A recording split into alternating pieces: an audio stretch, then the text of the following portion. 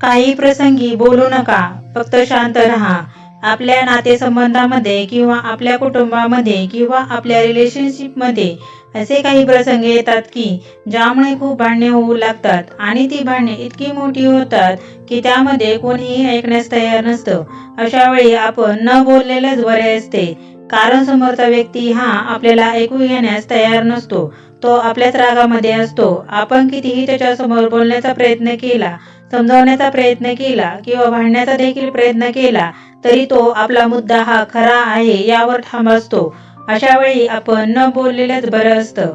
दुसरा प्रसंग म्हणजे कधी कधी काही गोष्टींमुळे आपल्याला समोरच्या व्यक्तीचा खूप राग येत असतो.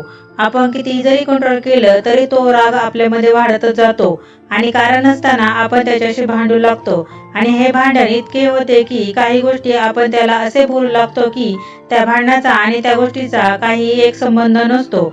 त्यामुळं आपल्याला जेव्हा केव्हा एखाद्या व्यक्तीवर राग येईल तर आपण तो राग कमी करण्याचा प्रयत्न करावा व त्याला काही बोलू नये. अशा वेळी आपण न बोलणेच बरे असते, कारण यामुळे आपल्या नात्यात फूट पडण्याची शक्यता असते व नंतर आपण रागाच्या भरात जे काही बोलू जातो त्याचा प्रभाव आपल्यावर होऊ लागतो. म्हणून अशा वेळी आपण काहीही बोलू नये. तिसरा प्रसंग म्हणजे अशा ठिकाणी तुम्ही कधीच बोलू नका ज्या ठिकाणी तुमची किंमत केली जात नाही, तुम्हाला कोणताही प्रतिसाद दिला जात नाही. तुम्ही असल्याने किंवा नसल्याने तेथे व्यक्तींना काहीच फरक पडत नाही. अशा ठिकाणी आपण काही बोलू नये. जर आपण अशा ठिकाणी बोलायला लागलो तर यामुळे आपण आपलीच किंमत अजून कमी करून घेत असतो. म्हणून अशा ठिकाणी आपण शांत राहणे बरे असते. चौथा प्रसंग म्हणजे आपल्या आजूबाजूला काही अशा व्यक्ती असतात की जे स्वतःला खूप ज्ञानी समजत असतात. ते इतरांचे बोलणे ऐकून घेत नसतात. ते स्वतःलाच खूप ज्ञान आहे असे समजत असतात. अशा व्यक्तींसोबत आपण काही बोलू नये, कारण जर आपण काही बोलण्यास गेलो तर ते आपल्या ऐकून घेत नाहीत. ते आपल्याला जे वाटत असतं ते किती खराब आहे हे सांगत असतात. त्यांना जे वाटते तेच करत असतात. म्हणून आपण त्यांच्या पुढे आपले मत मांडून आपली व्हॅल्यू कमी करून घेऊ नये व आपण शांतच राहावे.